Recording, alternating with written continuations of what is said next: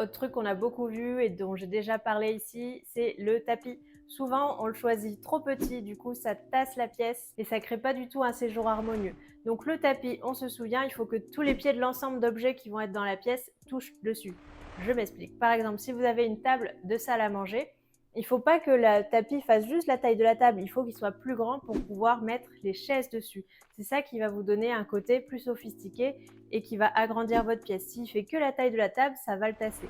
Pareil pour un salon, il faut que les pieds, au moins les pieds avant, du canapé, des fauteuils, de la table basse, rentrent dans le tapis. Sinon, encore une fois, ça fait un petit peu cheap, ça fait un peu Ricky. Mais Aurélie, les tapis comme ça, c'est beaucoup trop cher. Alors, il y a des astuces. Si vous n'avez pas le budget, vous pouvez tout à fait prendre de la moquette. Moi, je sais que j'ai un fournisseur ici qui fait ça, où on commande une moquette d'une certaine taille et après, il fait rajouter une surpiqûre. Alors, si votre fournisseur de moquette le fait pas, vous pouvez demander à un couturier, une couturière de vous le faire ou même vous exercer à le faire vous-même si vous êtes un petit peu bricoleur.